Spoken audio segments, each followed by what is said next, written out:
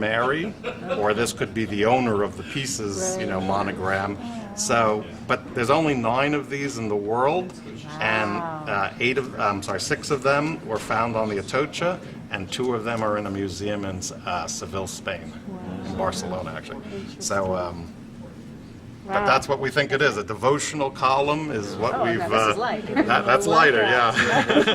You're tired of holding it, huh? That's silver, by the way. Oh, that's silver. Yep. Wow. It was almost like a paste of silver that they made it. And this, we found it, and then this is silver after it's clean, but that's more in its natural state. So it's not clean. Are you going to talk about the process ahead from your head? The young lady right over here asked that exact same question, and the answer is yes. Okay. There's actually going to be photographs I of asked me, it too. of me cleaning some of the items and stuff like that. And they're on the canvas. And if it was made from the...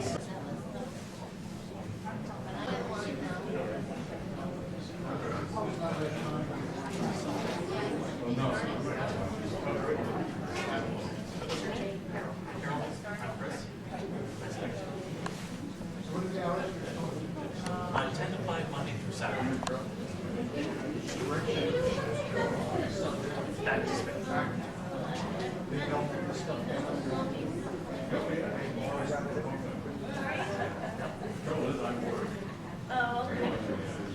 The only exception to that is the second Saturday. I close at 1 o'clock on the second Saturday.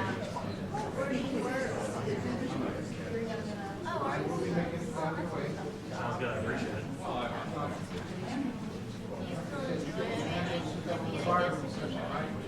Hey, nothing wrong with that.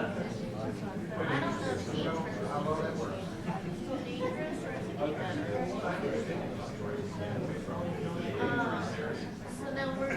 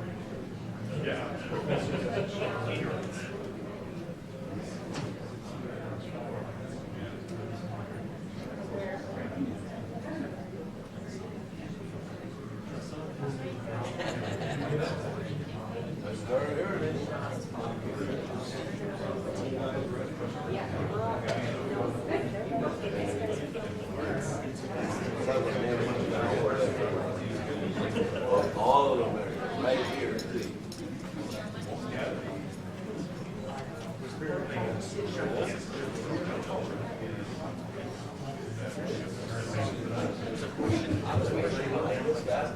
Hi, everybody.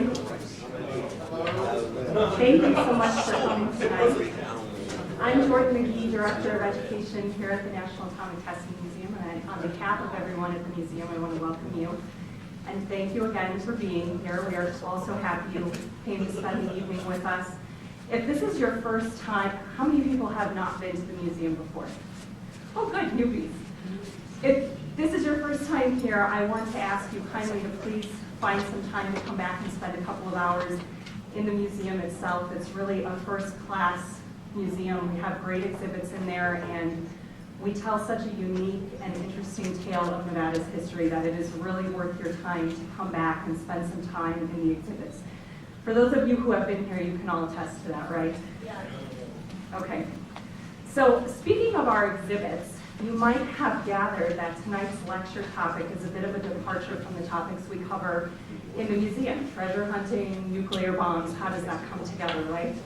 So the answer is actually Trinitite. And for those of you who don't know what Trinitite is, it is a man-made mineral of sorts, a fused glass substance that was produced during and from the heat of the Trinity test, which was the first nuclear bomb test down in New Mexico in 1945.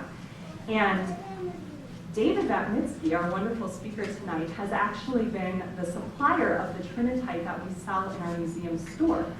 which is one of our favorite souvenirs of visitors here because it's so unique and rare. So David has been a longtime friend of the museum, and we are so happy that he came here tonight to talk to you about a very important part of his personal history, and that is being part of the famed dive team for the Spanish galleon Atocha.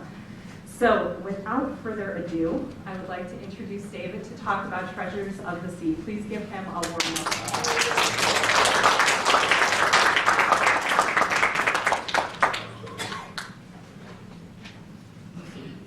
Can you hear me? Yes. Okay, everybody. First of all, thank you very much for coming out tonight and being part of something that's very special to me. And I hope when you leave tonight, it's something that's very special to you.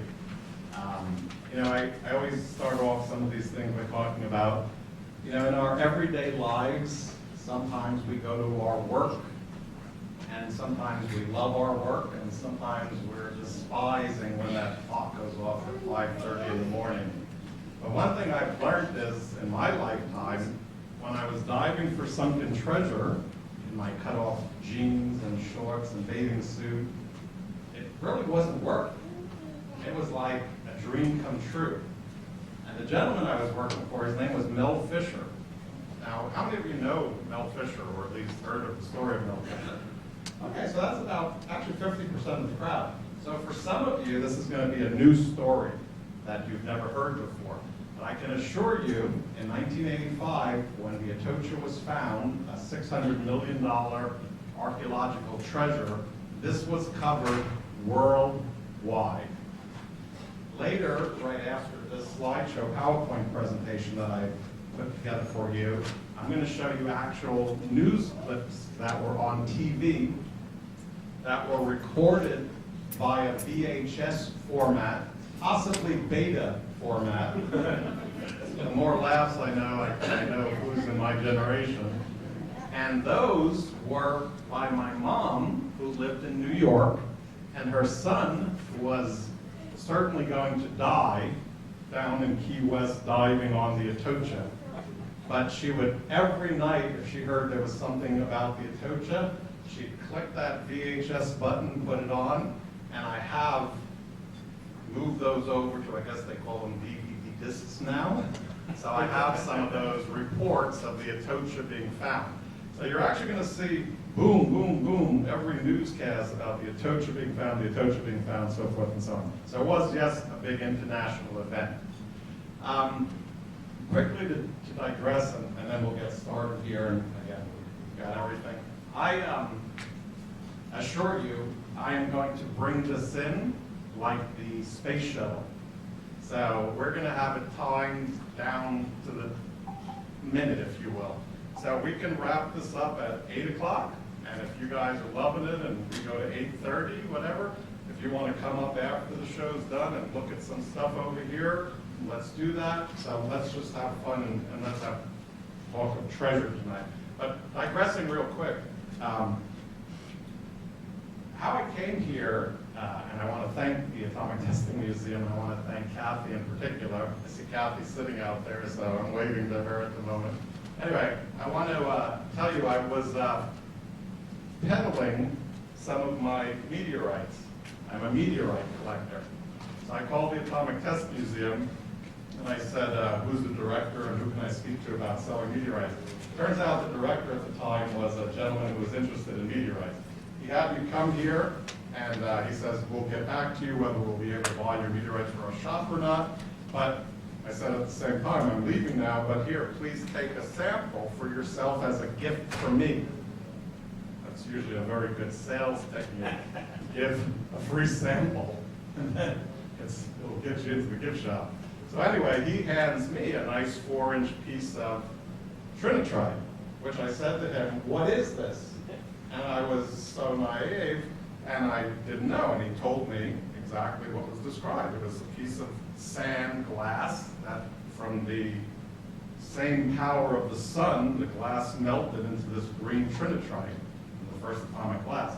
So I then became the supplier to the museum here, and I think they've been selling it now for the last maybe 8 to 10 years I think is the number, and it's been consistently a #1 seller. So although I'm not able to retire off of the sales of Trinitite, I can thank them very much on behalf of myself and my daughter. Her Nike sneakers were probably paid for them by Trinitite sales here at the museum. So as a little plug, I'm always full of plugs, please, on your next visit to the museum, purchase some Trinitite at the gift shop, and then when they tell you they're out, they're going to make another order for me, and I'm going to bring them 500 more pieces, okay? So anyway, enough about Trinitite. That's how that all came about. So does this really have anything to do with the Atomic Testing Museum? Not really, but tonight we're going to talk about Trinitite. So what the topic is the treasure, and it's really about how one individual, in this example me, got involved with this and how this came to fruition. And it is basically the stuff which I'd like to say dreams are made of. Sometimes many people I've spoken to, they said, the one thing in my life I regret more than anything else was I had the opportunity to work with Mel Fisher, and I didn't take him up on the offer.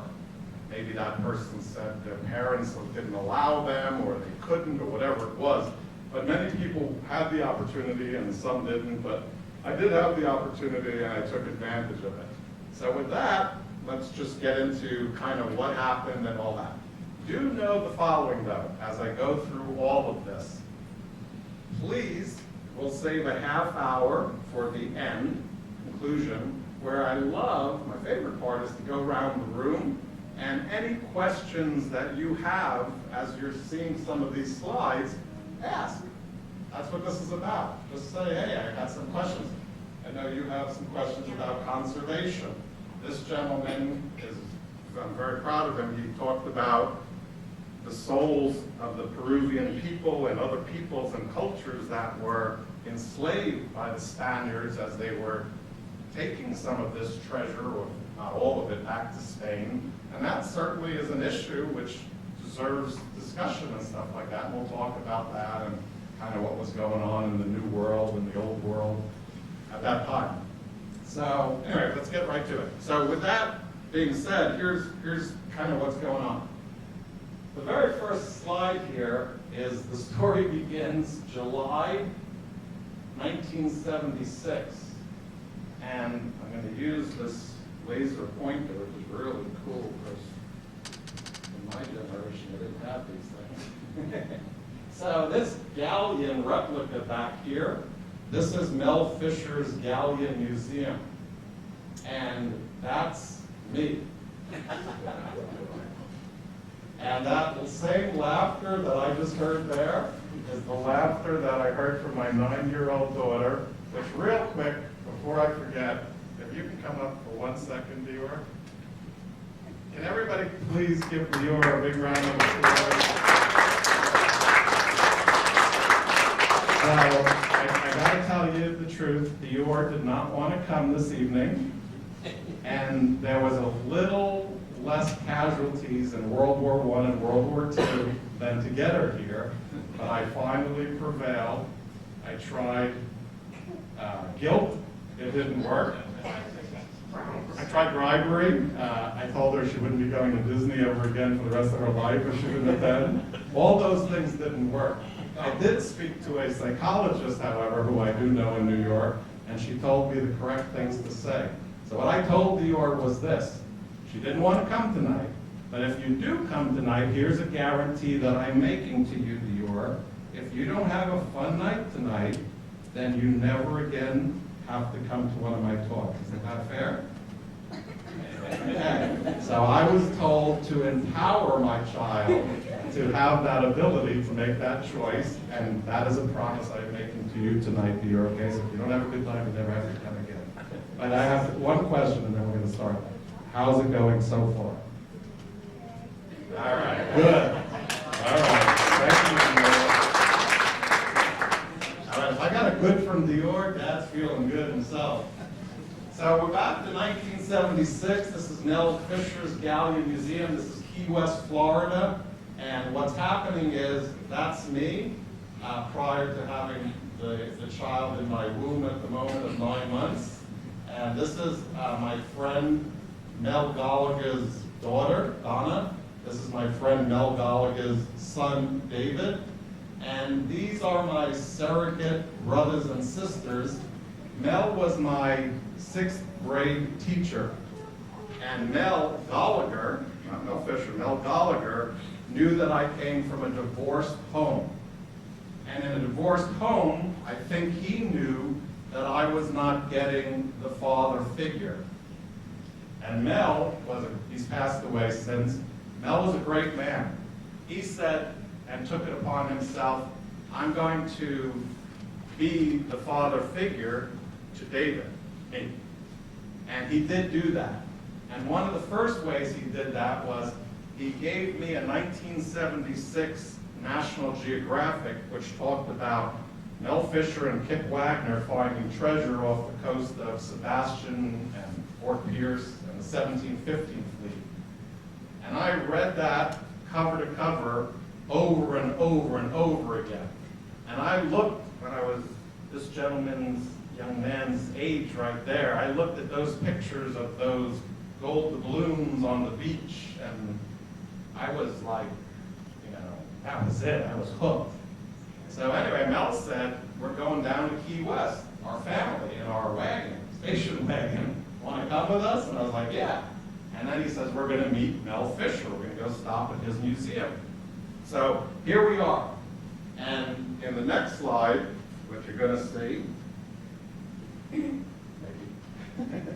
is that the museum is closed. So if you ever watched the movie Vacation, where they go to Wally World, sorry folks, park's closed. Well, the museum was closed. And this was like, I think, the only day we were going to be down there, and we were going back to Sunshine Key, a little bit up the road. We couldn't afford to stay in Key West, so we stayed at a campground in Sunshine Key. But anyway, the good part about this was, even though it was closed, we did get to see Mel Fisher, the man who I was idolizing through these National Geographics. And there he is. That's Mel Fisher right there. And he's walking down the plank, and I'm standing there, and I'm happy to be in the picture with him. Donna's looking good as well, and David's drifting off, looking over that way somewhere. So there we go. So in the next slide,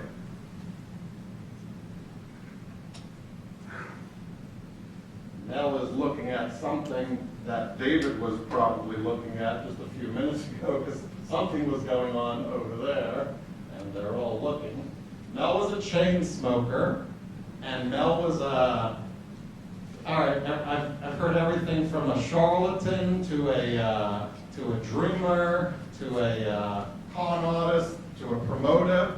So we'll talk all about that, because you can ask me, was any of that true? I've heard that about Mel, and I knew Mel, and he became a friend of mine, so I'll tell you the truth.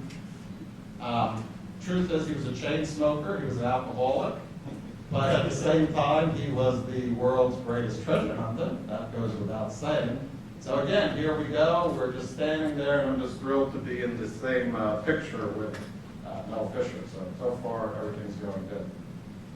In the next slide, you're going to see that Mel gives me gold fever. So Mel Gallagher, my teacher, 6th grade teacher, said to Mel, hey Mel, before we head on out, and we know you're busy and stuff, can Dave take a photograph with you? And Mel said, sure. And I can remember this. Is anybody good at math? What is 2017 minus 1976? Not a hard one.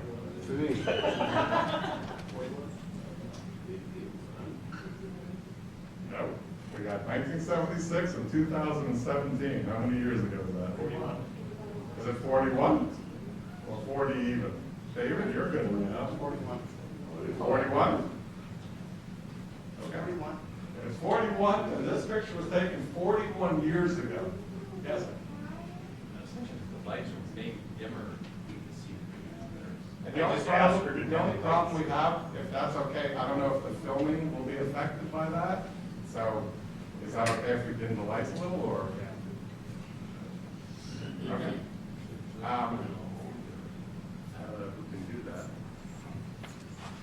NSA filming you? We're trying to just dim them a little bit. By the way, I look much better in the dark. Oh, Yeah, probably. that was dark. That was. And if I'm in your way, let me know, because sometimes Do you really want to see the other face with you there? As dim as I can get? Yes. As dim as I can get. But you can see it, right? It's the other way. Not very well. Okay, so, oh, by the way, this picture is a horrible picture. It's very dark, so the other ones will be much clearer, and you'll see them better, I'm sure you will. So what happened here was Mel flicked his cigarette, and he said, sure, take a picture with Dave. And then Mel was about to snap the camera shot, and then film, Kodak. And then he said, hold on. And he put his hand in his pocket, and he pulled out a gold bar. And he put that gold bar in my hand exactly when that photograph was snapped.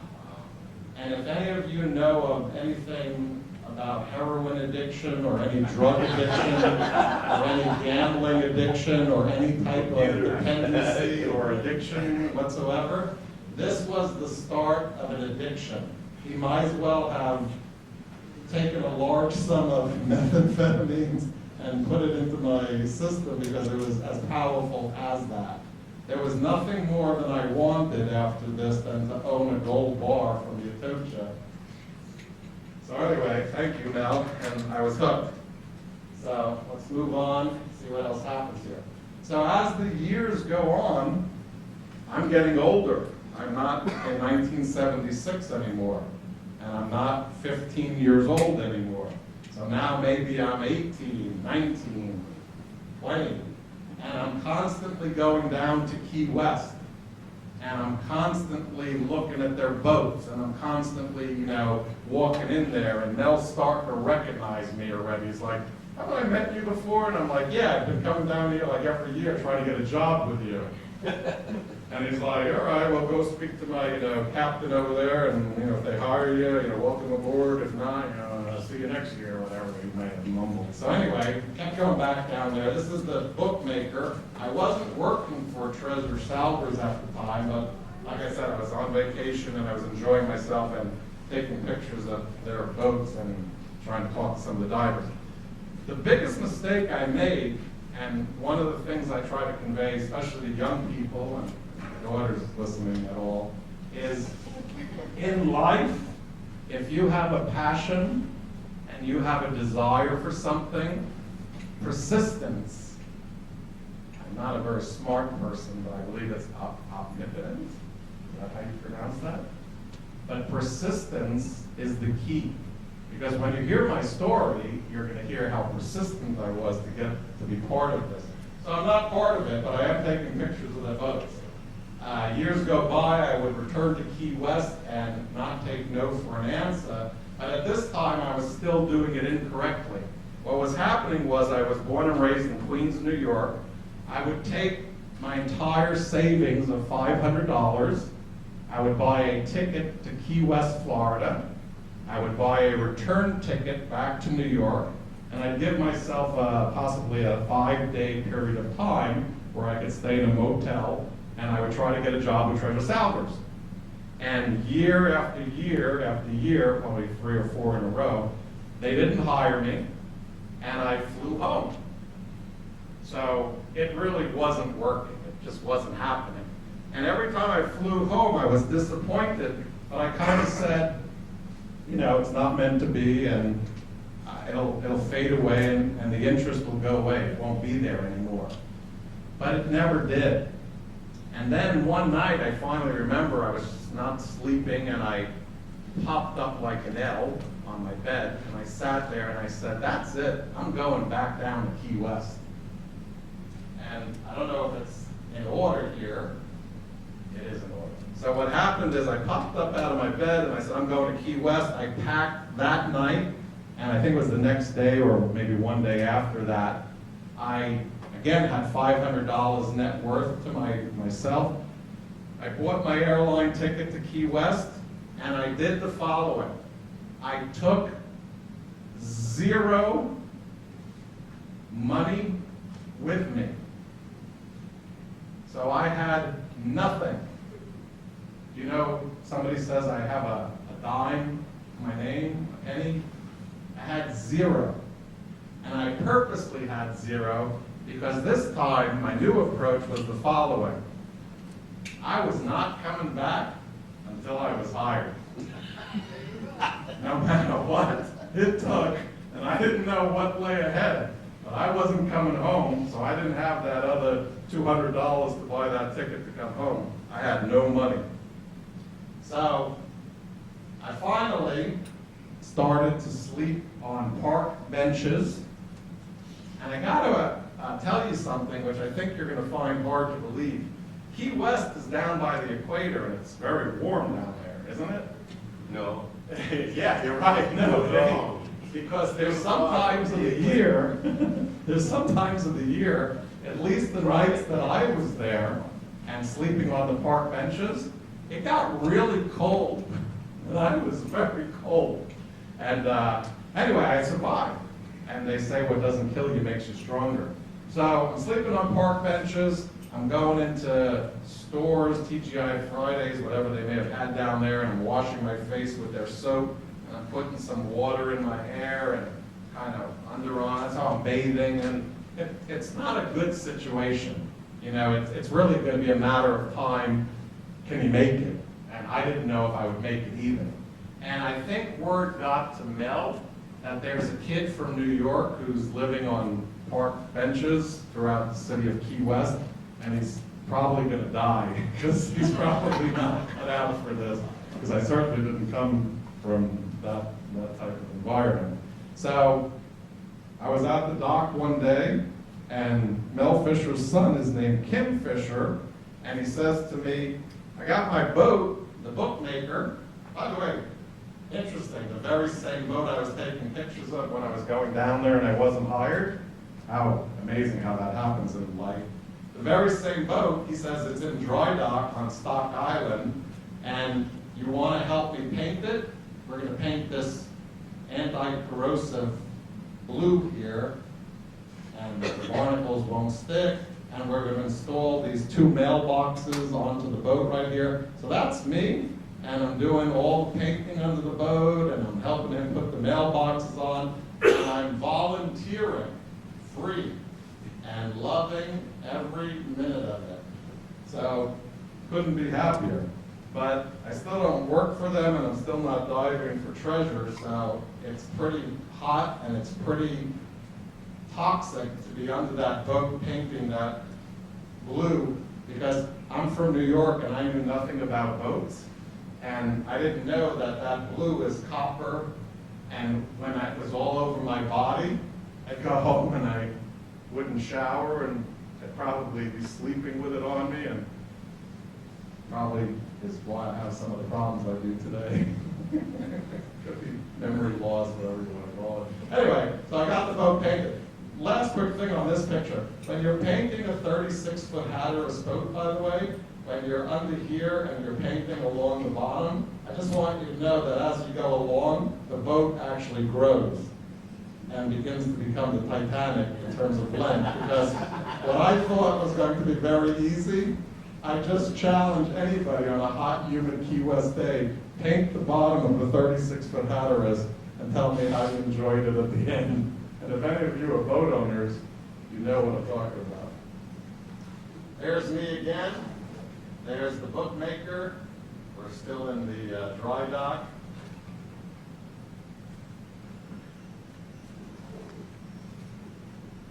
Literally, we've painted the boat, we've installed the mailboxes on there, and this is a direct quote. Did I tell you, anyone who helps us paint our boat becomes a crew member? Welcome aboard, Kim Fisher. So that's Mel's son, Kim Fisher. Mel Fisher has passed away. He is now the CEO and president of Treasure Salvers. And he is the inheritor of the shipwreck, the Atocha. He owns all the treasure that they find now. So he was my captain, and I not only got on that boat right after this photograph was basically taken, and then we were put in the water. We went back to our behind the half-shell raw bar where we docked, and that's where I lived. I was a member of the bookmaker, and I lived on board the boat. And by the way, I now work for Treasure Salvers. So the persistence paid off. Don't ever give up if there's something you want in life. So right now, Mel Fisher is my boss. He's also the president and CEO of Treasure Salvers, and this is where my official employment starts before coming an Atocha diver. So basically, I'm over there. We're not going out to sea at this point. Something's happening. Maybe he has no money. I don't know what's going on. But anyway, I'm told to report down to the museum each day, which I do. And I'm thrilled to go there each day because I don't know what we're going to be doing.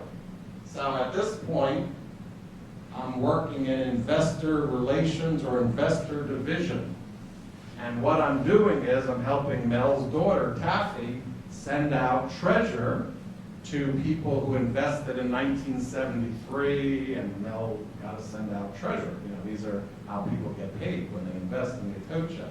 So these are some silver bars, some long gold chains and bars, and basically I'm having a really good time getting into the vault and playing with this stuff. So if this is what my job is, playing with gold and silver all day, I'm liking my job a lot so far. Here's me playing with a gold chain and taking a little break and photographing it.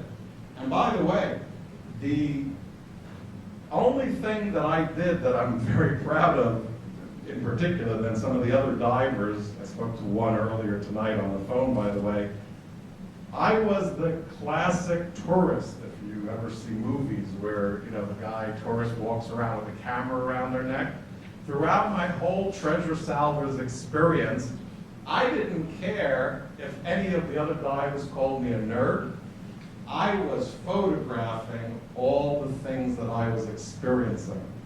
And a lot of the other divers never took an actual photograph of anything. And they certainly have it in their memories, and they certainly, you know, have that. But I wasn't going to let that happen. I was going to photograph every single thing that was going on. And these are the testament to doing that I have not only the memories, but I have the actual photographs. In Investors Division, by the way, I would sometimes ask, hey, where's Mel's stuff? You know, I'm sending out something to this person, I never heard of them. Where's Mel's stuff? And they would pull out this little red box here, and this was, at this point for that year's division, this was Mel's stuff. So this was a 40-foot long solid gold chain. As an Atocha gold bar. This is $1 million emerald brooch. There's about $1 million raw emerald. Some more emeralds in gold, another chain. So anyway, Mel Fisher was becoming very wealthy in his divisions of the Atocha finds. The next day, next week, next month, who can remember, it was so long ago, but I wasn't happy just staying in Investors Division, so I walked over to the conservation area and I said, can you teach me how to conserve artifacts from a 400-year-old galleon? And the guy was like a PhD from some Canadian museum or something, and he said, sure, I'll take you under my wings, I'll teach you everything that I'm due every day. I said, good, I'll be here every day, bright and early, let's get started. So in this photograph, this is probably a photograph that, I don't know, maybe 5 people in the world can say that they've ever had a photograph of them doing, because there's probably about 5 people in the world who ever had an opportunity to do this. This is an actual treasure chest, or at least a portion of it. Usually it would be 3,000 coins. This is probably one bag in the chest, maybe this is 1,000 coins. But what I'm doing there is I'm using a rubber mallet. I'm hammering this chest, and these coins are breaking out of the concretion, and they're falling off, and there they are loose, and they're all blackened by corrosion. And this is called silver sulfide. This gentleman may be an engineer, and he knew exactly that gold does not rust. Well, silver doesn't rust either, but it does rust in a sense that it becomes not silver, it becomes silver sulfide, which eventually will turn to dust and go away. But anyway, so there's the coins. The ones that are in the center of this chest are in mint state condition, and those that are on the outside of the chest usually have very little detail whatsoever on them. That's why when you see we sell them in the museum downstairs, there's called grade 1 coins, grade 2 coins, grade 3, and it depends on how much detail and weight of the coin still survives. So this particular coin I really took a liking to, and I said, hey, I'm going to photograph it. And I put 2 pieces of the chest on both sides. There's all the loose coins in a bucket, and then there's a coin that I just happened to take a liking to. Real fast, remember I told you I came to the Atomic Test Museum and I tried to peddle some of my meteorites on them? Well, I've always had a knack for peddling everything. Part of being a New Yorker and growing up as a kid in New York City. I bought comic books in 1962. Those comic books are worth more than a lot of the treasure that you're seeing over here. So when you're a scrounger or a kid growing up in New York, you kind of come up with some pretty good ideas. So one particular idea I'm pretty proud of was Mel was taking all of these little pieces, see these little fragments? That's coral incrustation, that's sand, there's some pure silver in there, but there's no coins. It's just, you know, little matrix, if you will. These are the coins, these are little matrix. And then, here's the lady who has the dolphin, there she is. So then, down in his gift shop, he'd have a jeweler take this stuff and melt it, and he'd make a dolphin pendant, and it would be from a chest or a silver bar or something like that. But I said, I got another idea, Mel. How about we do this? I'm thinking when I go down to your museum, you sell like replica pieces, like the dolphin, and you sell rubber, plastic doubloons and stuff like that. I said, if I was coming to your museum and I didn't have too much money to spend, I'd really want to own an authentic piece of treasure, meaning not converted into a shiny dolphin or I want real treasure. So I said, how about you give me every scrap I can pick up from all your, conservation areas, and I'll take a piece of little silver sulfide, and I'll take a little piece of copper. This is a part of a large copper ingot, but you do get some incrustation that falls off of these as well. And I said, I'm going to put them in a little thing called a treasure pack, and I'm going to bring you a sample of what it looks like, and we'll sell them for like $7.95. You're selling fake rubber coins that look like pieces of bait for $7. I'd rather have a real piece of little fragment of the Atocha. So I brought him 100 pieces. He says, go down to Sherry in the gift shop, give her the 100, and let's see how they do. We'll split it 50-50. You take all the scraps you want and package it, and you do everything. We'll split it 50-50. So I swept up the whole place. I went upstairs. I left the place with 2 big gallon drums, paint drums of sulfide and copper and whatever. I put it in these treasure packs. And I went and I gave him 100 of them the next day. So I went the next day and I called Sherry, or I walked in and I said, oh God, please tell me that at least some of them sold, because I'm embarrassed. I really have a lot of motivation and I want to succeed. And she says, David, I got news for you. Do you have any more of them? And I said, yeah, I can make you up as many as you need. She says, well, make me up another 100, because the 100 sold on the first day. So again, I'm still not becoming a millionaire with my ideas, but at least I'm starting to hit home on something here, because I'm starting to make some money. By the way, the reason I'm coming up with this idea to make a couple of dollars, my pay, remember, I'm no longer a volunteer. I'm hired, and I I got on that boat, and you're a crew member. My pay was $96 a week. That was gross, not net. So after they took taxes out, I think I was at $70-something a week. And back then, I would go to the bar and buy a pack of Marlboro and spend my entire weekly pay on bar tabs and cigarettes.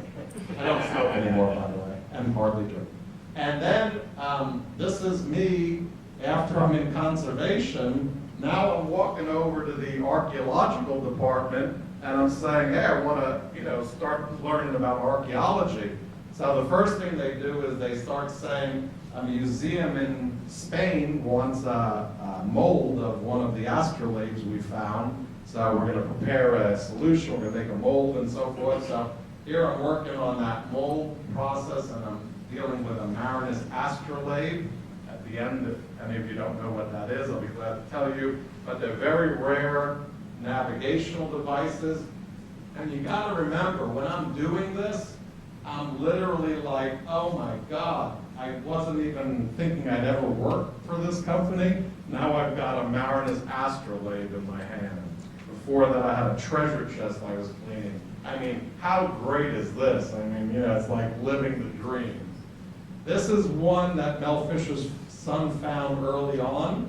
It's a really great state of preservation one. You can see the actual latitude. So latitude markings there, and they would look at the stars and so forth and so on. So anyway, rare navigational device there. This one has the markings of the Portuguese maker. I think one was dated 1659. They're very valuable. There's very few of them in the world. The actual number in the world, I think that exists, is about 50 of them. And here I am with 4 of them. So when you got 4 astrolabes in front of you, and there's 50 of them in the world, that's a pretty unique experience. And the person who helped me make this PowerPoint was my ex-girlfriend, and she put the little caption here, "I was so handsome, what happened?" And I still tell the time when Dior said, "Who is that, Dad?" Does it look like me yet again, or it still doesn't look like me? That was what Dad looked like Dior in about 1980 something. So getting dirty, loving every minute of it. There's my jeans, and that's dirt, and that's sulfide. I got Band-Aids on that finger right there. I got another Band-Aid on that finger right over there, and I couldn't be happier. This is a grappling hook, by the way. Very fascinating things happen each day when you go to this museum. I say not only is it in conservation, but I want to know what that is. That's a grappling hook. Anybody know what a grappling hook is used for, or what that was used for? Catch another ship. You throw it up to grab onto something to pull yourself up. Okay, so very close. So the Spaniards were looking for the Atocha. And one of the ways back in 1622 to find a galleon that sank is you throw a grappling hook over and you drag it along the bottom. And if you hit a ship, you probably hook onto it, and then it can send a diver over to investigate. So anyway, that's a grappling hook used for that purpose. It could be used for other nautical purposes, but this was them trying to find the shipwreck. Anyway, there's the grappling hook. They probably hooked onto something and it broke and they lost it, so we got it. And here's coins. This is the questions that were asked earlier. Remember those blackened coins? Well, we put them in a sodium-based solution with nickel iodes on both sides over there. And what happens is this is basically a battery charger, and it's running backwards. So when you're charging a battery, you're putting stuff into the battery. In this case, we're taking the black sulfide, and we're taking it off the coin, and we're drawing it to the nickel on the side over there. So when those black coins, you see them fizzing, all of a sudden the black coins look like pewter, or basically look like silver, but they're not shiny and polished because we haven't polished them or cleaned them to that effect yet. But the black incrustation, the black silver sulfide, is now gone. So that is the process of what's called reverse electrolysis. And reverse electrolysis is a method of cleaning silver sulfide off of marine artifacts. After those coins are cleaned, they're brought down to the gift shop. This is how Mel made his living. He sold grade 1 Atocha coins in 1985 for $1,200. Grade 2 coins were $900. Grade 3 coins were $600. And grade 4 coins were $300. Each of these coins, you can see, here's a coin, very small in size. You can see pitting on it. And here you start to see the coins are much fuller in weight, much more detailed. So that's the difference between a 3 and a 4. And that's the difference between 300 and 1200. And by the way, none of these are bad, one versus the other. Sometimes people say, I just want to own a coin from the Atocha, so 300 is cool for me. And some people have a lot of money and say, give me a bunch of $1,200 coins. But anyway, those are what the coins look like down in the museum gift shop in Key West. So finally, I guess after doing all that work, today's the day, and that's Atocha Diver. So I'm on the boat, and I always remember Kim knocking on the top of the boat, because I had the door locked, and he'd be like, hey, get up, what do you think this is, the Holiday Inn? Because as far as I was concerned, if we weren't going out to sea, I was just going to sleep late, and I was at the bar last night, so everything was cool for me. So anyway, this day he knocks on the door, and I guess we're going to work. I didn't know what we were doing. All I know is he woke me up and said, let's go. What do you think this is, the Holiday Inn? So there we are. We're out at sea, and the dream has become a reality. That's me. I didn't have a buoyancy compensator, so I borrowed one of the girls, and it's very nice, turquoise and pink. So I couldn't care less. So this is a photo of me and Mel, and I'm bringing up an artifact here, and it had to be something pretty good. I don't remember what it turned out to be, but Mel was looking at it, and for a guy who's been treasure hunting his whole life, if it wasn't anything, he wouldn't be staring at it. So it was a pretty good find. Anyway, that's a picture of me and Mel Fisher. Now remember the start of the story.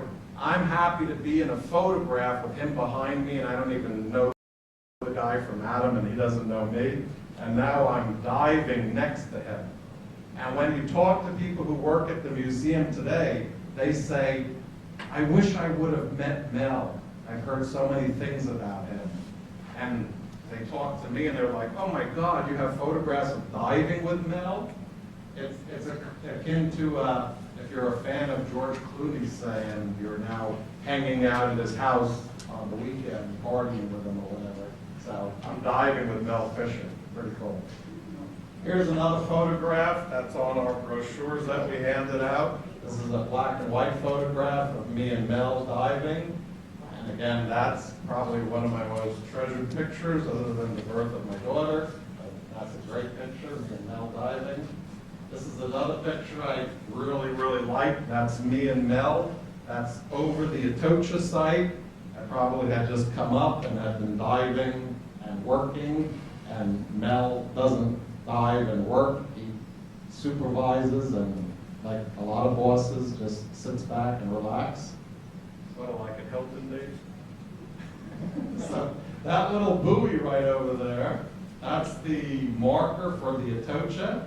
And that little buoy meant there was a line that went down, and there was a cinder block down there, and that was 55, 60 feet.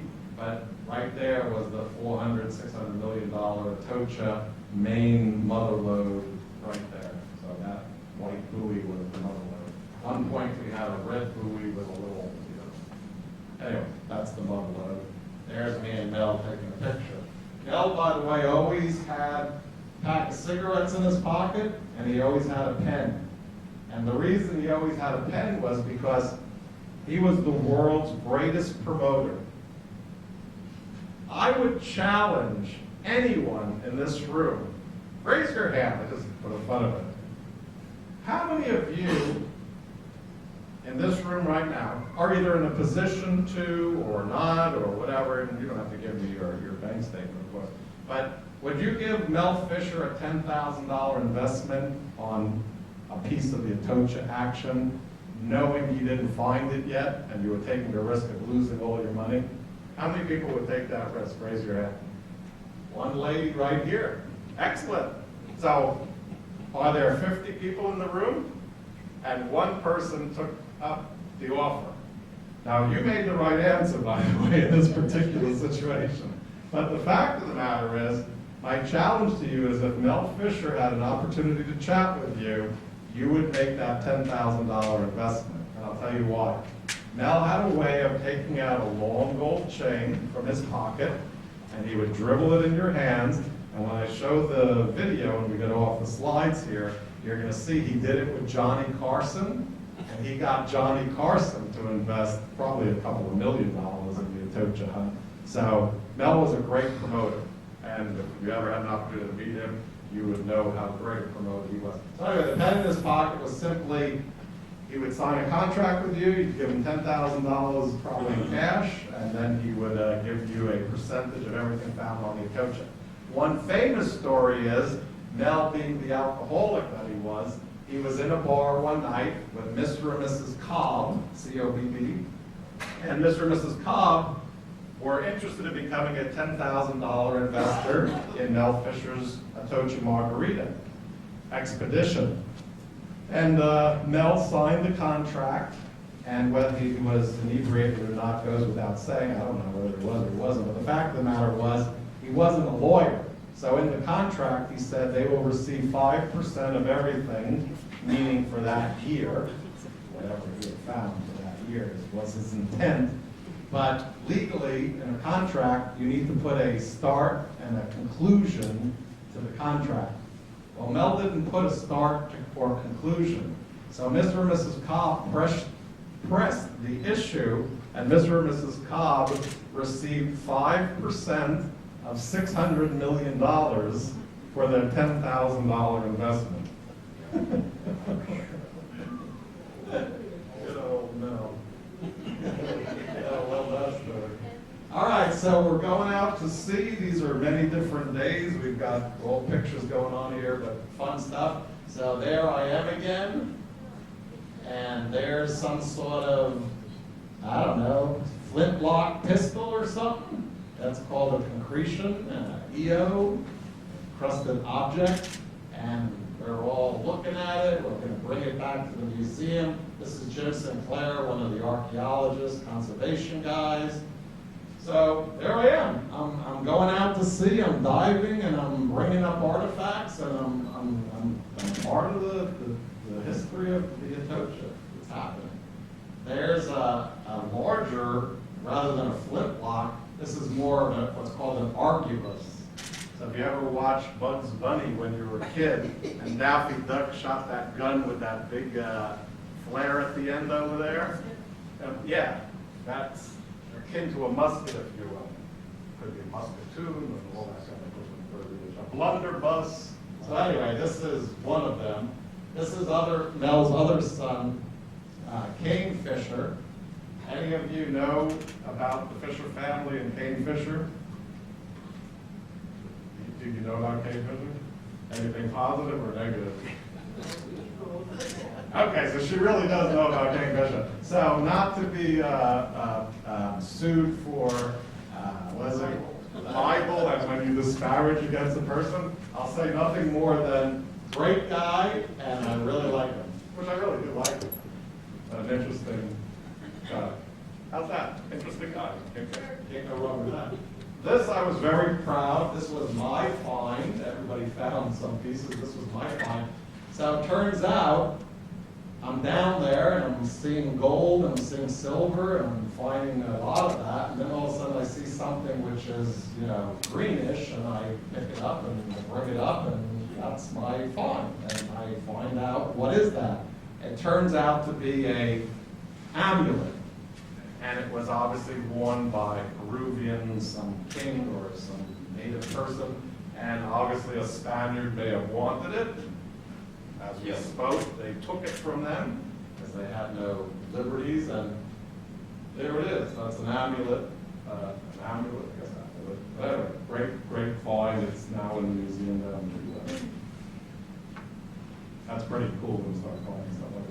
Home Sweet Home, that's the boat I lived on, that's the bookmaker. This is us, I think, coming back. For some reason, I remember the feel of we were going that way when we were going, and we were going that way when we were coming back. But for some reason, this reminds me of the coming back. So we're coming back from the site, and there's those mailboxes that are put on the ship. You can clearly see them. Remember, I was putting them on Stock Island. The purpose of those things is shown in the next photograph. So what happens is those mailboxes are deflectors that are brought over the side of the boat. They then are in this position, and right over here is the prop of the boat. The prop of the boat spins in neutral. Prop spins. You blow that prop wash down, deflected, and when that prop wash goes down, you get a tornado effect, and when it hits that bottom sand, it blows a crater in the sand. So treasure, which is something like this, if this was the gold bullion, that doesn't sit on the surface of sand. That works its way down to bedrock. So when you have 20 feet or 10 feet of sand, where my foot is, that's where this gold is, and where this ceiling is, that's what you see sand when you look down. So we got to blow that sand away, and then you find that gold laying on the bedrock. So that's us blowing the sand away. So I will tell one story, because people do ask him this. So remember my mom when I was leaving to go work in Key West for Mel Fisher? She was afraid I was going to die. I assured her there was nothing to be afraid of, and that her son would return and be safe, and I would be fine. And on this first dive of that first time I went out and we did this, I almost died. So, God rest my mother's soul, she's not around anymore. I don't know if she knows this story or not, because I certainly never told it to her, but I will tell it to you. So, when you have a 20-foot crater of sand and you've blown that hole, a kid from New York doesn't really know how to get into the middle of that hole. You already got it. How to get into the middle of that hole. So anyway, I don't know what I'm doing. I come from over here. I'm swimming along the bottom. I can see the hole. I can see the tornado. I can see the sand coming out. And I kind of see the hole down there. So I start working my way down the hole. And I'm halfway down. And all of a sudden that tornado's spinning and the sand is kind of blocking my visibility.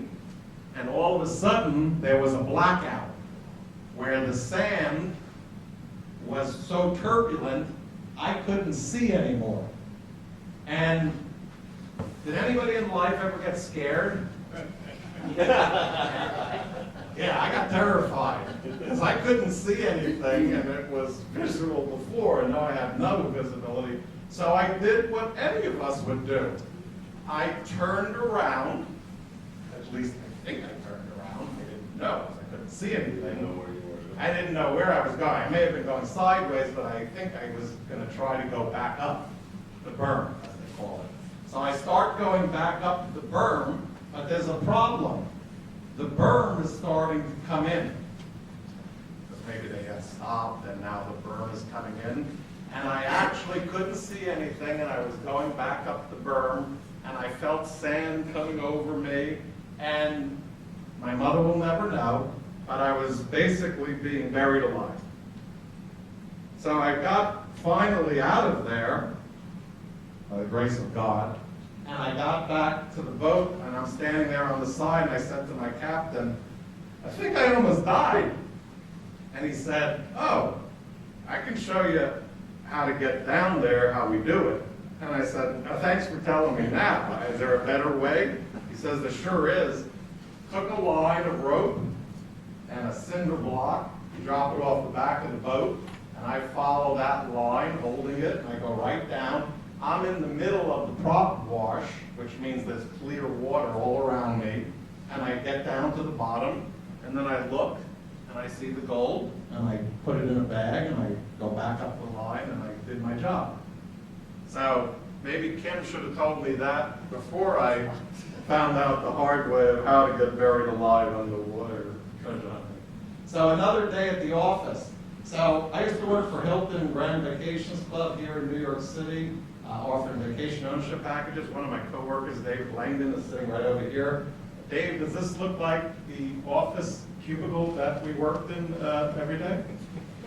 Not quite. So this is what it was all about, folks. What I would never tell Mel Fisher, and none of us would, is we would have worked for free. So you remember he was paying me $96, which I think was free anyway, but I still would have worked for nothing because this is the life. I mean, that's what I'm doing. Coming back from a treasure hunt, living out at sea. By the way, we're catching fresh snapper and grouper and we're cooking it out there. I mean, my mouth is watering. That's good stuff. So there's nothing bad going on here. These are major finds. This is the museum. This is, some of you got to hold a little 15-pound silver bar. This is an 80 to 90-pound silver bar, and this was our museum down in Key West. These bars went around the museum all the way, let's say they were stacked 4 feet high. They went all the way around the museum, and they went out back, and so forth and so on. And this is 36 tons of silver. And this is part of why it's called the $600 million recovery. Back in 1985, these bars sold for $20,000. And before, when I said a coin was $1,200, everybody went, ooh, you know, wow, that's a lot of money. So somebody was crazy enough to buy one of these bars for $20,000 back then. These bars now sell for $50,000 on the market when they come available. So you should have bought them all in 1985. You would have made $30,000 profit on every bar. Anyway, there were 1,100 bars recovered on the Atocha, so that's certainly a major find. This is gold. This is more valuable than silver, and it was a 16-to-1 ratio. Okay. It was a 16-to-1 ratio. So if you had a bit of gold, it was worth 16 times more than silver. So this smaller amount of gold was worth more than the silver in terms of the quantities that you saw. Could you watch her, by the way? Thank you. I appreciate it. My daughter went to the restroom as a dad, you know, it's like I'm talking, but you better believe I want to know that she's okay. This is the Bishop's Cross. My diving partner, his name was Rico, was at the end of a day, one day, and we were all saying, let's go, let's get up, we're done, get out of here. And he got his hand in a hole of sand, and he's feeling something, and he pulls out a sardine can. And we go up, and we shake it, and we hear, there's something in the sardine can. Well, it wasn't a sardine can, it was a silver box, small silver box. And when they pried that small silver box open, this bishop's cross was in there, and this bishop's thumb ring was in there, and it was either being brought back to Spain as a gift from the Pope, or it was the bishop's personal cross and thing. And again, we don't like to put values on religious objects because you have to say what everything is worth. That's not really the meaning of everything. But needless to say, the other gentleman I spoke to who knew about emeralds, these are Muzo Colombian Emeralds. They're of the early finds in the 1600s. They're of the type that are up to $20,000 per carat. So make a long story short, even though these items are not for sale, these are millions of dollars worth of emeralds in these two items right there. This is a gold plate, probably used in a communion ceremony. There may have been a chalice that was put on it, a matching chalice. It's a communion plate that was found on the Atocha. Wait, this young lady's taking a photograph of it. Tell me when you're good.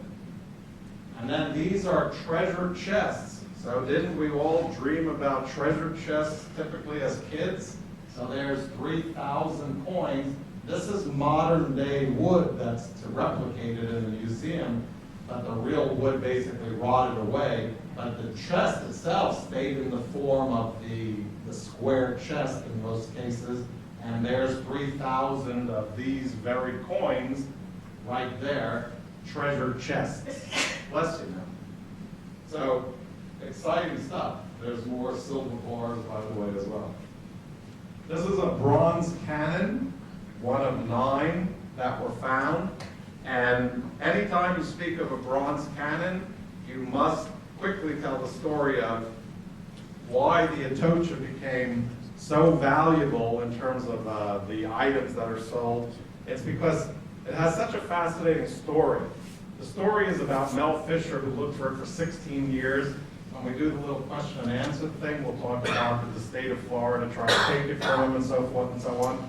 But the amazing thing about the cannons was Mel's son, Dirk, found the cannons, 9 of them, and this is when the Atocha wasn't found. He was looking for it, but kind of finding bits and pieces of it. And when the 9 bronze cannons were found, that was the father's greatest joy that his son found bronze cannon. Because bronze cannon were proof that Mel Fisher wasn't a charlatan, a crook, and everybody else saying he was salting the wreck. He was making fake coins, fake silver bars, fake everything. When you bring up a bronze cannon and it has the numbers on it, the manifest numbers, and it's a 3-ton cannon, you're not faking that. That's real. So he found 9 bronze cannons. His dad, Mel, gave him $10,000 bonus. 9 days later, Dirk went out to the site. Obviously, he was in a good area. He was on the north wind or south wind. I forgot what's the name. There were 2 boats. One was the north and the south wind.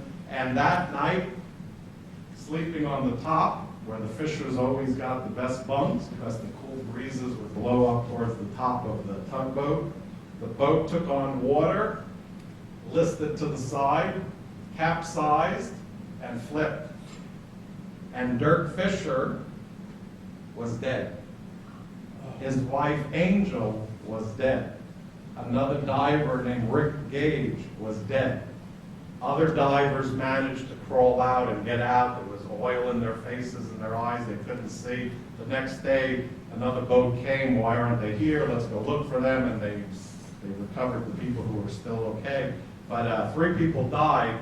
But one of the National Geographics, which I sold out of, one of the National Geographic videos, you ladies have one, the National Geographic video says something so poetic that having found the cannon, the Atocha gave herself up and then took the lives of Mel's son in return.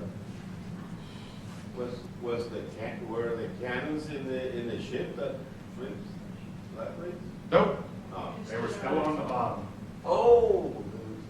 Yeah, he just went back out there because they were marked and everything, and maybe he was going to find some more stuff in that area. Did she flip because she was taking on water? Yep.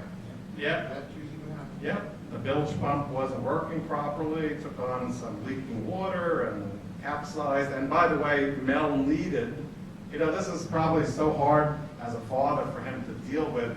Can you say he was at fault? Well, you probably could, because he used a tugboat out at sea because he needed that heavy prop wash power, that a tugboat has torque power to dig up that sand. But a tugboat really shouldn't be out at sea. A tugboat should stay in, inland waters. So it's top heavy, and flip, and his son died. And Mel literally was destroyed. And Dio, his lovely wife, said, "I'm never diving again. I'm never going in the water." And Mel said, "Well, I'm going to continue for my son, and we're going to find it for him," because they hadn't found it by that time. So now we're really moving forward. We're now in about 1987, 85, the Atocha was found. So this is Christie's auction house. We're selling our treasure. I got gold bars, emeralds, chains. That's real bling. That's the real bling right there, by the way. But quickly, this is so fun. This is Mel's chain and Dio's chain, and this is very famous. You'll see it on the Johnny Carson episode you're about to see. So this is his chain, and this is why I said earlier this lady here would have invested $10,000, but Mel would have gotten other people to invest $10,000 whether you know it or not. Unfortunately, you would have, because he would have put that gold chain in your hand, and if you don't think there's such a thing as gold fever, I can assure you, you get that chain in your hand, you got gold fever. So that's Mel's chain. What I love about this picture, it's the only one I've ever found where Mel is not near the chain. So I put it around my neck. Obviously, he knew I worked for him and he knew me, and he let me walk away with his chain. Yeah, there's not another picture known where Mel is not with that chain around his neck in the same photograph. Bringing us real current fast pictures. Recent appearances on the History Channel. Porn stars. Las Vegas. Me arriving early in the morning. 1715 Fleet Money chain. Me and Mr. Rick Harrison. That's the neck, the chain I'm wearing around my neck right here. I won 29 grand for it. He doesn't want to pay 29 grand for it. And I'm laughing. And he says, goodbye. And I said, goodbye. And I'm on the Porn Stars episode in the parking lot talking. And there's David, there's me and Mr. Harrison. And there's the line. Sadly, almost the #1 attraction in Las Vegas. We are now known for the gold and silver pawn shop in Las Vegas, because look at the crowds that they get there on a daily basis. All right, so let's do this. Somebody give me, please, quickly a time check. 7:40. 7:40? Man, I'm like the pilot of the space shuttle. I'm telling you. What I'm going to do is this, if it's okay with everybody. I'd like to show you the worldwide media attention that the Atocha got. And this is really good stuff. And remember, I said it at another show that Fred was at. And sometimes I might want to cry, but I'll hold back the tears. This was, again, a mom clicking on CNN News or whatever the news was back in those days, and she maybe wanted to see if her son was on the air or whatever. Thank you, Chris. And I'm going to show you, I timed it last night, it's 15 minutes of news segments. We're going to watch Johnny Carson, a little episode with Mel. When that's done, it's going to be 8 o'clock. Then we can do our question and answers. And if there's not any questions and answers, we're going to be done at 8 o'clock. If you have questions and answers, we're allowed to go to 8:30, right, Kathy? So we can go to 8:30. She laughed, but I think she said yes. So we can go to 8:30 if you have questions and answers. And then when we're done, even with the questions and answers, please come up if you didn't get a chance to look at some of the artifacts and stuff like that. And then we'll wrap it up for the evening, okay? So that's the order of the day. Ready when you are. And for more than a decade, they haven't been. Fisher and the crew of the Dauntless have been chasing a shadow in the seas off Florida. They're hunting for a 17th century sunken ship loaded with treasure. And in tonight's In Focus report, Jan Fisher tells us they're getting close. Nearly every day for the past 16 years, the crew of the Dauntless has been going to sea. They've been looking for a 3 centuries old Spanish galleon. For the first time, they have something significant to celebrate. Treasure from the Atocha, lost off the Florida coast in 1622. This is just part of her bounty, worth an estimated $1.5 million. Mel Fisher has devoted a good part of his life to finding sunken ships. This is a valuable clue on the trail, but today we'll see, hopefully today will be the day that we found the big pile. But I've thought this before during the last 16 years, and so we'll see how it comes out. Where's Luke? On this day, there's strong reason to celebrate. The first significant clue in a centuries-old search has been found.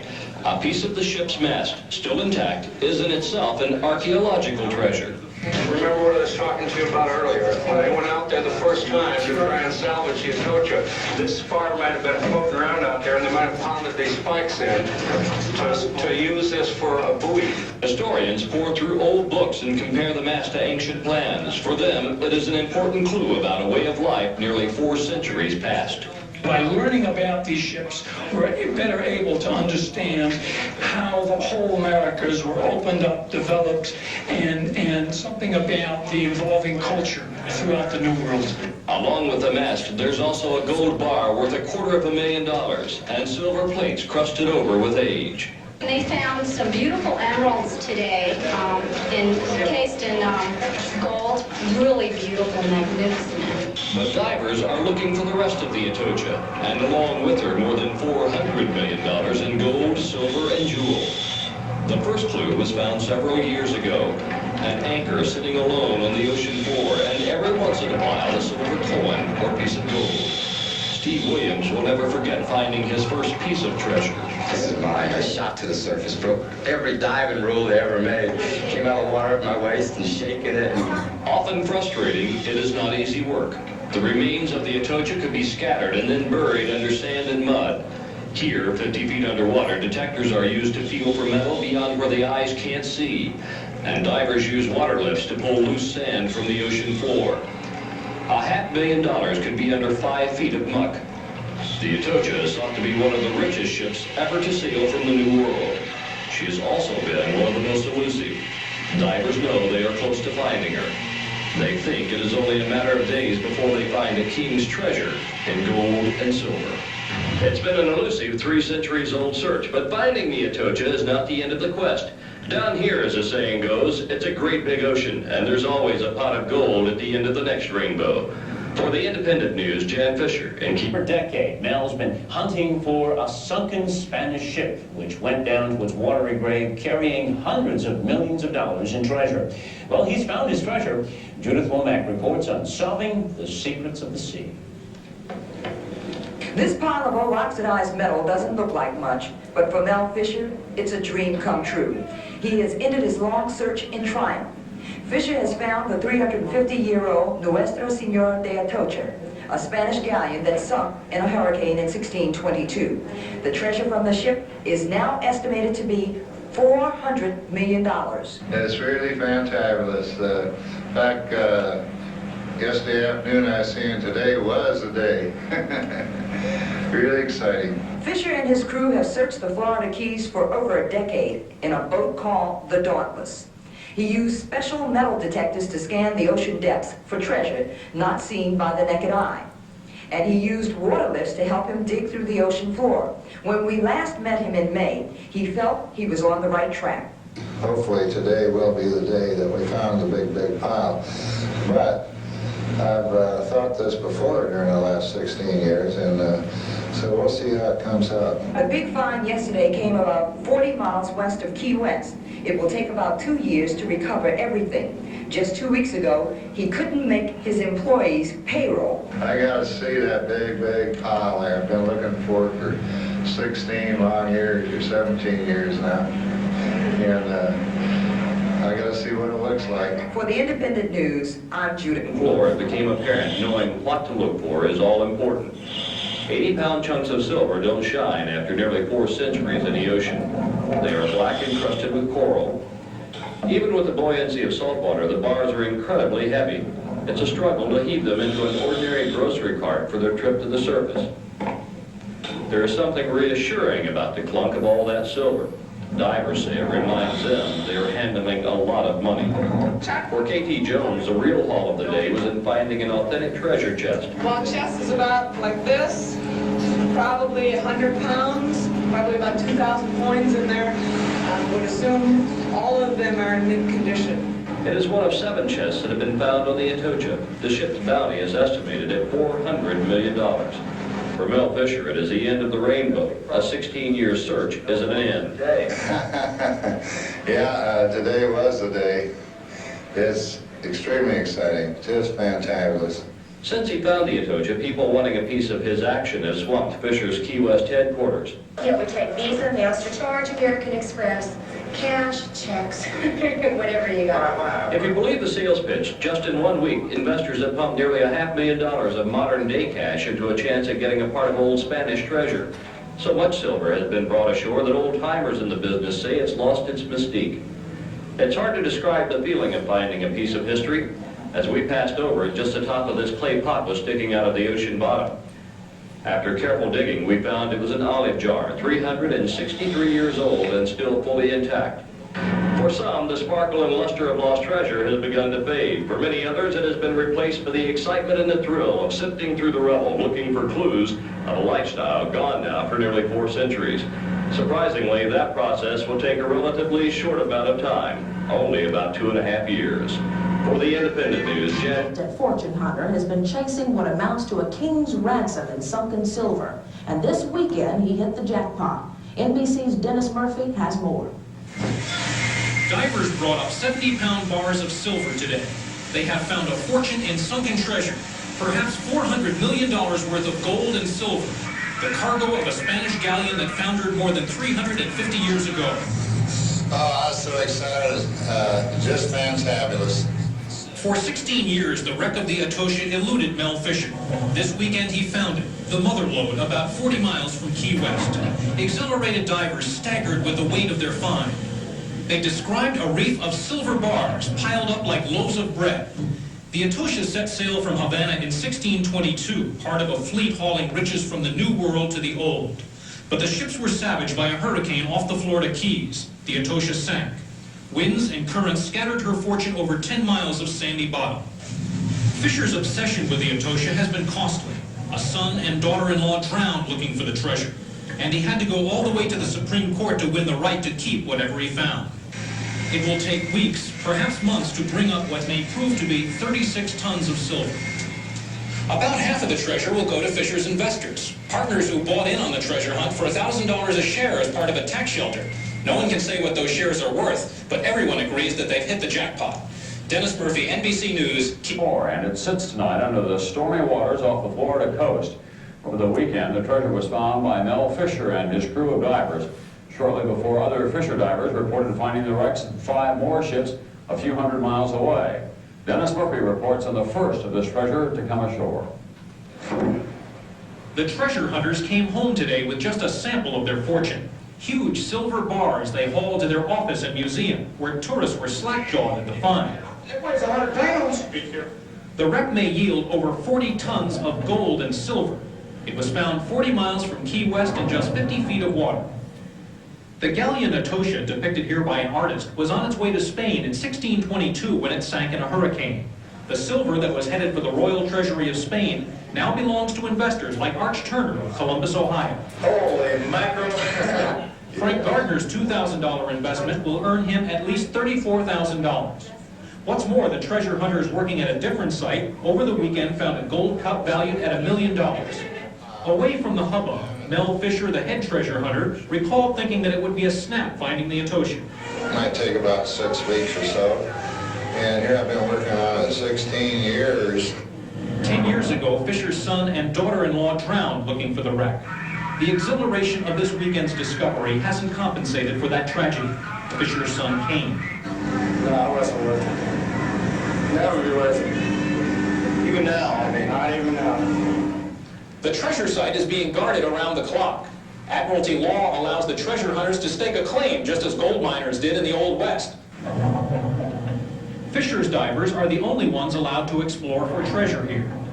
It is your site. What's on it is yours. Absolutely. And we're real happy of it. The investors will take possession of the actual coins, bars, and artifacts. A cargo 350 years late getting to the investors' $1,000 shares in whatever treasure hunters turned up. Well, the underwriting paid off Saturday when divers near Key West discovered $400 million in gold, silver, and jewelry. The treasure was aboard the Etosha, a Spanish galleon that sank in a 17th century hurricane. Investors who sank their own fortunes made a killing. Each $1,000 share is worth up to $40,000. Salvage work, and the head of the salvage team lost his son and daughter-in-law in a drowning accident 10 years ago. But at last, the vast treasures of a sunken Spanish galleon have been found and are gradually being brought up off the Florida coast. It didn't make anybody rich quick, but now it's going to make some people rich suddenly. Jerry King reports. It will be a long, slow process, the salvaging, cleaning, and cataloging of more than 47 tons of silver bars. These are all coins. 250,000 coins, maybe 500,000 other artifacts, all being dredged out of the ocean floor by divers who finally discovered the wreck of a Spanish galleon that sank off Key West, Florida, more than 350 years ago. I just can't believe it. They're just silver bars sticking up out of the mud everywhere. Somebody said to me, I guess you're doing it now, Beth. And I said, well, I guess I am, but I don't know what it feels like yet. The news of the treasure find brought out a lot of curious people to the Salvage Company's museum, among them an investor in the operation who can now tell his wife, I told you so. You've got to take a chance once in a while, and I did it. And when I got home, I got in a lot of trouble for it because she was going to kill me for spending the money. I was like, you what? So needless to say, I am eating my words. And inside the museum, islanders and vacationers tried their best to share in the joy and the wonderment. $250,000 right there, kid, right in the $1 million, $250,000. Keep $250,000. Jerry King, ABC News. With treasure found off Fort Pierce, so I guess it's only... Sure. His salvage crews have just located 5 more shipwrecks in the waters off the coast of Florida, and they're pulling up a fortune in silver bars and silver coins. Fisher's first big haul came to light this weekend as his divers found the wreck of a Spanish ship that sank in 1622. Fisher says the total haul from the booty could fetch $400 million. Wow. Surfaced with new discoveries, a small fortune of silver and emeralds carried from the ocean bottom in a 20th century peanut butter jar. The loot also included a captain's sea chest containing a small ivory sundial, believed to be a forerunner of the wristwatch. Very primitive, though. One had to wind the ivory by himself.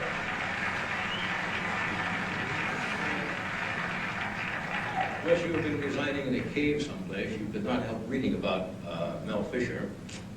For the past 16 years, he and his family have searched Florida waters for treasure that were lost when a Spanish fleet was sunk in the year 1622. Last week, the dreams came true. He located a ship called the Atocha and over $400 million worth of treasure. Would you welcome Mel Fisher?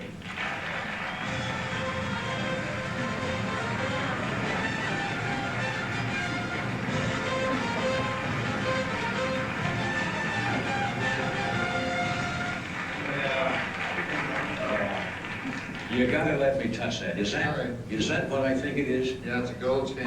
Real gold? Probably a Atocha. Oh, Put your hand down here, give you gold fever. See, it's just dazzling, blinding. Keep going, man. Keep going. It won't rust, just shines forever. I feel like French dogs and treasure. The weight of this is about like £1.5 pounds or something. Oh, it weighs about $250,000. Did this come off the Atocha? Yes. Isn't that beautiful? I was talking to our director, Bobby Quinn, before the show, and I may be wrong in this. I said, one thing about gold, when you bring it up, it usually is not encrusted. Is that true? Does gold maintain its color, even though it's been submerged maybe hundreds of years? It won't rust, right? It won't turn green. So it doesn't oxidize or anything. So if something silver is on the bottom, it looks, or like gold, I mean, it looks like gold, right? Yeah. Was this one of the first items you found? Well, no, but we found so many of them, I can't keep track of them. Okay, let's go back to the start. You've been at this for 16 years. Right. You first started, as somebody told me, you were a chicken farmer? Yeah, how about that? Yeah, how about that? You know, the darn chickens lay eggs every day, you know, every chicken. Yeah. And it gets kind of old, 1,000 eggs every day. The chicken's not too happy either with it, you know. I decided to where did you do this? Scuba diving store. Yeah. Right here in Redondo Beach, California. Got tired of the chicken business, opened up a scuba store in Redondo Beach. I started teaching people how to go underwater and enjoy life. And right. I made a lot of underwater films and got interested in treasure hunting. And what got you interested? Well, that's the dream. I mean, it's a fantasy of every kid to go out and look for treasure. Well, that's what got me interested. Back in grade school and high school, I'd spend half of my study periods reading about Blackbeard and pirates and treasure and Treasure Island, and then the other half studying. Right. And now I'm actually doing it. How about that? What was the first, first of all, how do you know where to look? I mean, let's suppose you wanted to look for buried treasure. How do you know where to look? Well, there's treasure everywhere, all around the world. Believe it. Yeah. There's plenty of treasures out there for any of you want to go find it, you can do it. Yeah. But a lot of it has been covered over the centuries. I mean, Oh yeah, it's hard to find. It's buried under the sand and mud. This wasn't visible when we found it. I invented a machine that dusts away the sand and silt gently, you know, and slowly it began uncovering. now, when you first went to Florida, how many years ago was it actually? That was about 20 years ago. I retired from business, and How was your luck the first year when you started out? it was bad. We decided to spend 1 year of our life and go treasure hunting and give it a try. And 360 days went by with nothing. And then 5 days before the end of the year, we dusted a hole with a machine I invented called a mailbox, and boy, it was just paved with gold doubloons down there, just dazzling, blinding, beautiful. They're really shining in the sun, you know. That's these things like this. Well, now that's a gold doubloon. Yeah. Spanish? Yes. Minted in Mexico, and we just found a mess of those, believe it or not, last week too. We not only found this big pile of maybe 60 or 80 tons of gold and silver, we also found another pile of these doubloons and a gold cup I got back here. Let's set this on here first. Look at this. Isn't that beautiful? Now, this was from the Atocha again? No, this is from the fleet up in Central Florida, the 1715 fleet. You know the name of the ship? Isn't there a registry or something that you have to go back and research? Yes, there is, but I've got, in this particular fleet, there were 11 of them went down, and I don't know which one's which. Right. I found 5 of them out of the 11, and... Now, this would be, what year about would this have been made? It went down 250 years ago, but it was probably made a long time before that. It's really beautiful. Now, these are some of the... Those are some of those gold doubloons. That you hear about in all the movies, huh? They have a cross on one side representing the 10 Commandments, and on the other side is the conquistadors that used to conquer everywhere and take all the gold and silver. Now, these are all gold. Oh, yeah. Yeah, you can feel We it. got silver ones too. They have the weight. Now, There's a stack of silver ones, the way they look when we find them. Let me bring this up because this is interesting. My son just... See, I would think this was a pork roast if I ran across it. Now, these are all encrusted. Pieces of 8. You heard of pieces of 8. Yeah. And my son Kane came in yesterday from out there.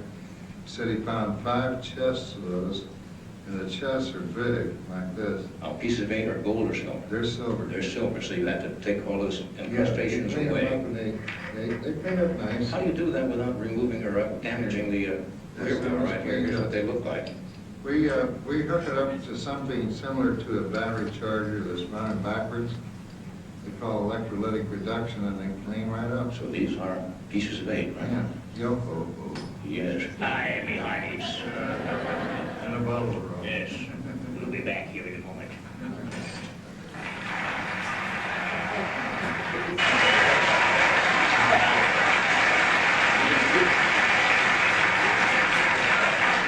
This is not a light piece. You can feel the weight around your neck. You told me something during the break that a gentleman could use this to what? Well, they use that as a status symbol, you know. It's obvious he's a man of stature, isn't it? Oh, yes. Makes you feel like a man of stature. The first time you went searching for the Atocha, you were in the wrong...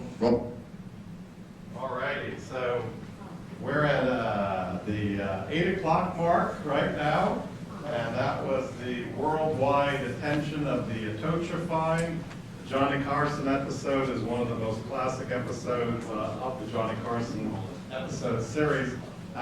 One funny line Mel did say in this segment, which we don't have enough time to watch the whole thing.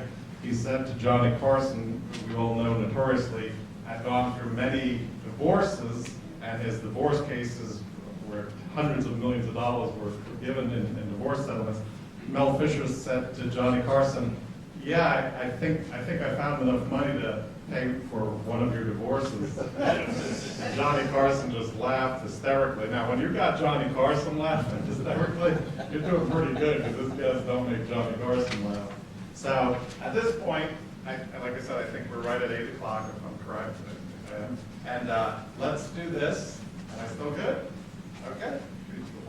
So Boaz says, let's go. So I'd like to go in any order. If you have any questions about anything related to the Atocha, I can't offer any advice on anything else. And then at the end of that, we'll wrap. And then please, again, feel free to come on up and take a look at Treasure, which is up front if you didn't have a chance in the meet and greet. And like I said, hold a silver bar or buy a silver bar or whatever you want to do. Okay, let's do that gentleman first. Did Mel have some sort of methodical way that he went back and forth, like they were searching for the plane near Australia?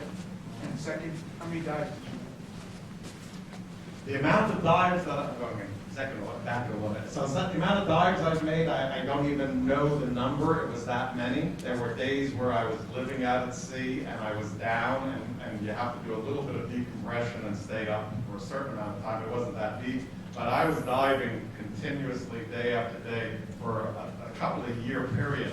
It got to the point where I would inflate my buoyancy compensator. I'd be floating. I'd have my dinner on my chest while I was in the water. I'd eat my food. I'd throw the plate up onto the deck, and I'd go back down again.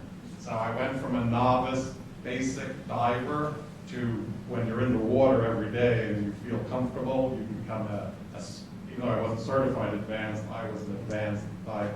In terms of what you just discussed, that's called magging. The word is magging. So what you do is you mark off an area. In that era, we use Loran as the system of knowing where you are at sea. Because when you're at sea, it's really big, and you don't know where you are. You have no markers. Today, they use satellites and stuff like that, and Loran was a very primitive system. But basically, they knew where they were, and then you go, like mowing the lawn, you go back and forth, and they're looking for, using what's called a proton magnetometer, you're looking for anomalies in terms of the Earth giving off magnetic force from the core. Anything that's like a anchor or something, a large iron object, will set that off, that proton magnetometer off, because there's some disruption in the Earth's anomaly. So we put over a marker and say, hey, something's down there, let's go check that out. And that's how you map. I want to get this, I wanted to be a gentleman with this lady first. Oh, yeah, I just want to know, when it comes to coin, and when you put in that device, how long does the process take? I mean, does it take months, does it take days, or I mean, how long? Okay, so great question, and the answer is there's never a specific known, like leave it in for 20 minutes or something like that. So it's individual. You kind of like pick that up and look at it every now and then and see where you're at. But what's basically happening is the salts are desalinizing out of the silver, and it just depends how saturated it was, whatever the case may be. But certainly on a large grappling hook or an iron cannon or something like that, that, yes, can be in reverse electrolysis for a year or two to get the salts out of a cannon. And then if you have a coin, it could be a day or something like that. And then you polish it once you get it to that point, and you polish it? So now you got the black silver sulfide off. It looks like platinum or dull pewter, if you will. You throw it in some steel shot, which is basically a tumbler, which is going around with some steel shot. And then the coin comes out, and it's pretty much like those, that they take a cloth and polish it a little bit and wipe it, and then they look exactly like this right here. That's a clean, final, unserved coin. And this will go, forever now because the salts are out of it. And if not, if it was black, in hundreds of years it would keep deteriorating, and every time you touched it, you get black on your hand, and it would eventually go away. That's why gold is a noble metal. In 8,000 years from now, this chain will look exactly like this. No element can disrupt gold. Yes, sir? I'm curious about the bookmaker. Is it still in operation, and how old was it when you first started working? How was it when I first started? How old was the boat? It was an older boat. Mel Fisher was New Turk. When I said it was a Hatteras boat, a bookmaker. Anybody who's into boating, first of all, you should know Hatteras is the top of the line sport fishing boat. They're very expensive, but not Mel's Hatteras boat. Because when I got into Mel's Hatteras boat, there's 2, 3 quick thoughts that happened. One, there was an infestation of fleas on the boat, and I woke up one night and my entire ankle was filled with what I didn't know was black something, and when I went to touch it, they all disappeared, and Kim had to teach me what a flea was, because I didn't know what a flea was. And then I took a shower in the bookmaker, and I turned the water on in the shower, and a drip of water came down, one every 3 or 4 minutes. So it was an outdated boat. There was no air conditioning. I literally would wake up in a pool of sweat.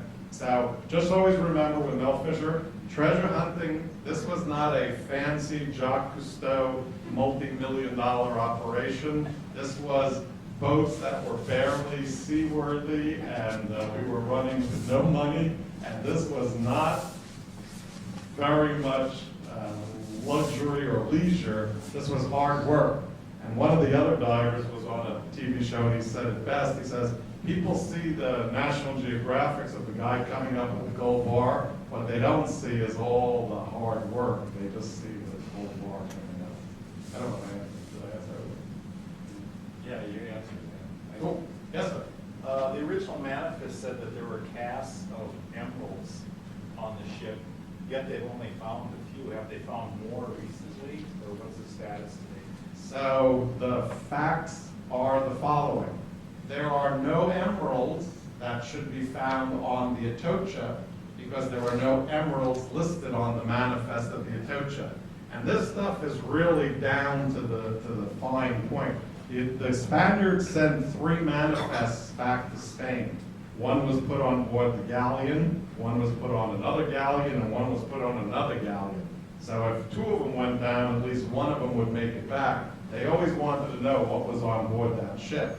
So there were 5 survivors of the Atocha. The 5 who survived strapped themselves to the mizzen mast, the very highest point of the ship.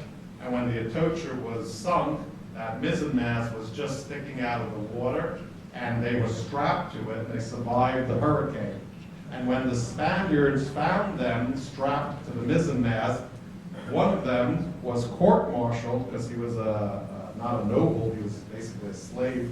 And they said to him, when we got you, saved you, we checked your pockets and they were filled with emeralds. So what was that all about? And he says, when the ship was going down, I broke into the chest that the captain made me carry on with him, and I grabbed a handful of emeralds. And they were like, what chest and what emeralds? And he says, the captain and me, we carried on a 70-pound box of emeralds. So when you're finding those, and they found maybe a pound of them, or 2 pounds so far, but if there is another 68 pounds of them out there, this silly cockamamie number I keep telling you about, 600 million, if there's 68 pounds that are found on the Atocha, Muso Colombian Emeralds of this quality, the Atocha will go into the billions of dollars if that is on it, which it is. But how do you find emerald? They're scattered all over the place and they're very difficult to find. But currently, today, Treasure Salvers and Mel's son are still looking in Emerald City, and they are still finding emeralds bit by bit. So they're looking for them. They're out there. And supposedly there's more silver ones. Yes, sir. How did they decide what the divers? So when you signed your contract, when you signed your contract, it said you get to keep the first coin that you find, and then if you're on, survive 9 months working for us, you can get another coin after the 9 months. So they give you 1 or 2 coins for free. And then, of course, not if you find it very valuable, gold one, it's the silver one. But anyway, so, and then you get like 0.003%. And then, fortunately for me, I worked in 1995, so 0.003 $400 million is X number.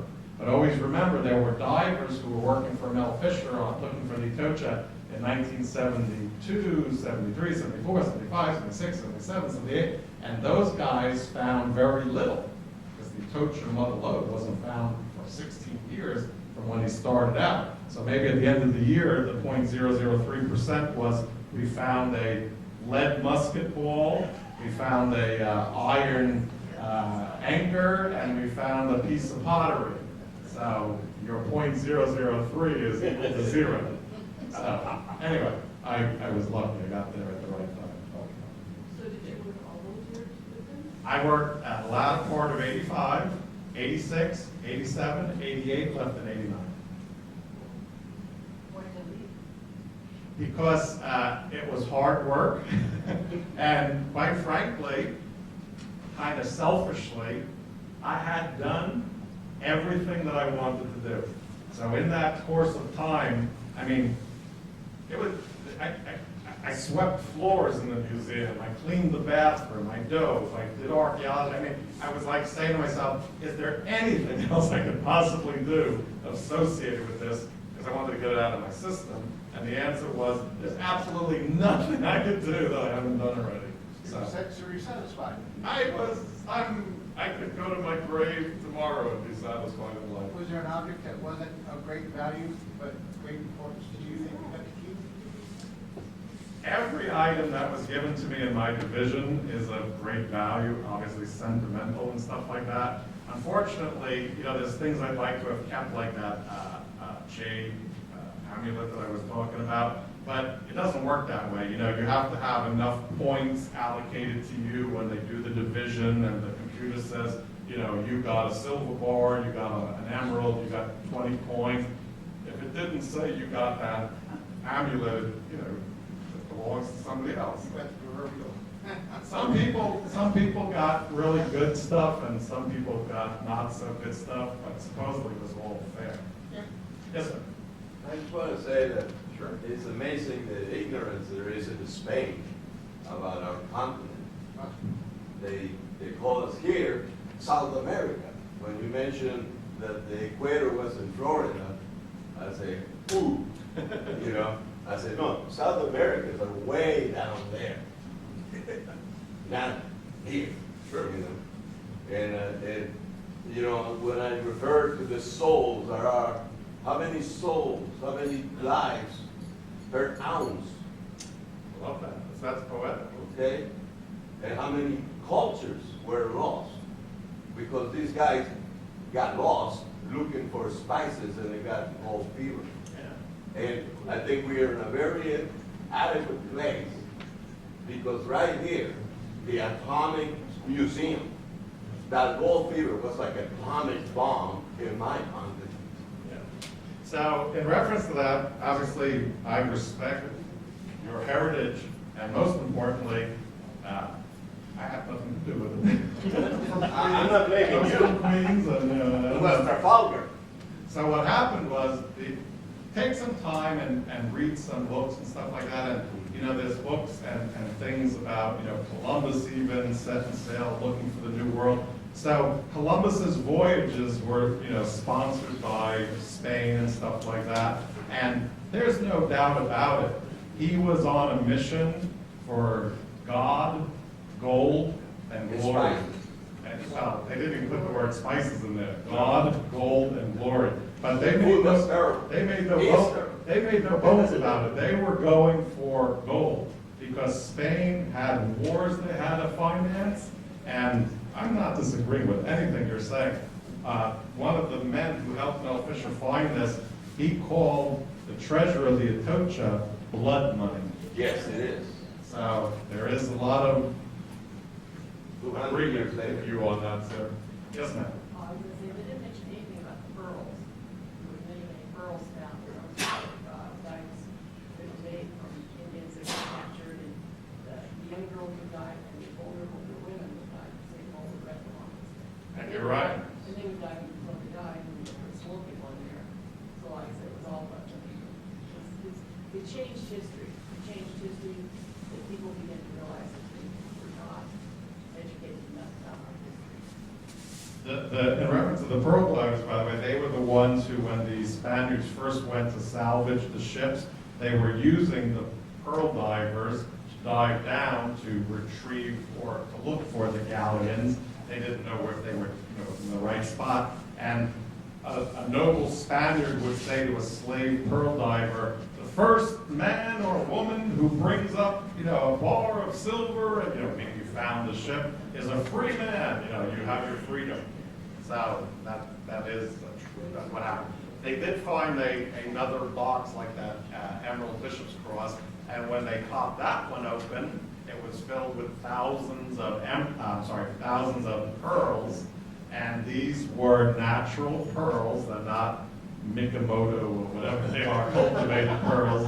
And when I saw them go to auction, I saw a beautiful pearl that was this big, and it got like $790,000 at auction. And I looked at it, I was like, I don't know anything about pearls, but that's a lot of money for a pearl. But because it's a natural pearl and it was that big, it was extremely valuable.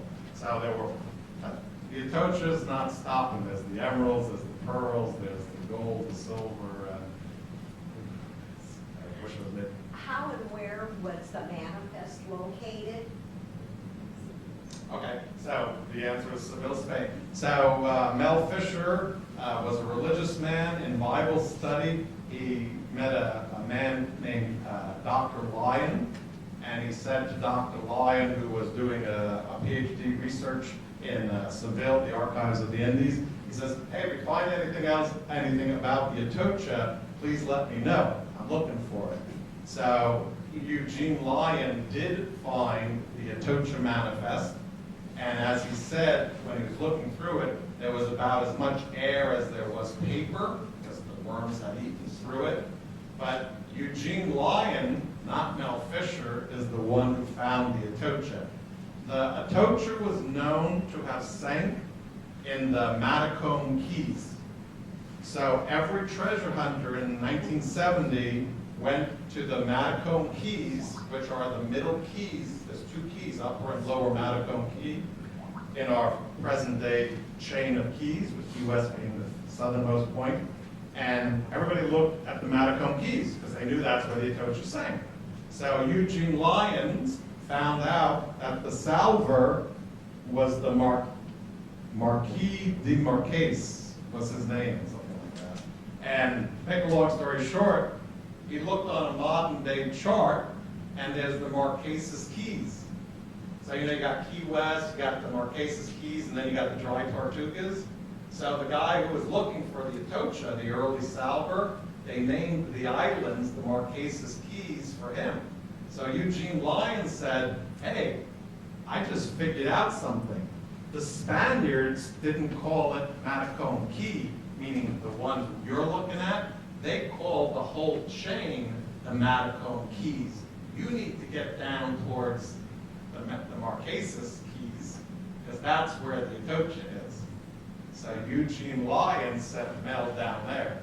Now when Mel went, everybody was like, good luck, goodbye, you're an idiot, it's over here, we know it. So anyway, Mel picked up and went towards the Matacombe, the end of the Matacombe Keys, which is the Marquesas Keys.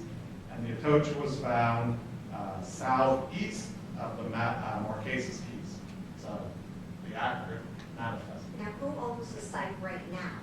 Does it still belong to?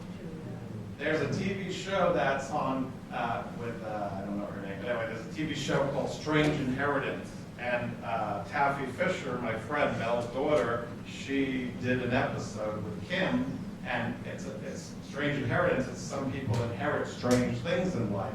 So they did an episode where she inherited with her brother and Kim and the other family members who were alive of the Atocha.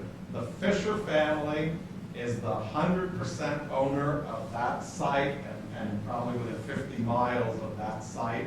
They own anything and everything that is ever found on that site. No one else owns it, no one else can go there, no one else can go there.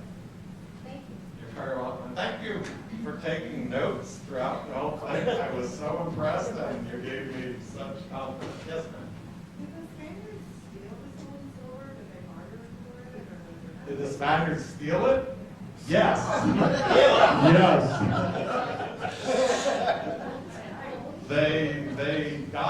New World, and they obviously started out in Havana, and then they worked themselves to other parts.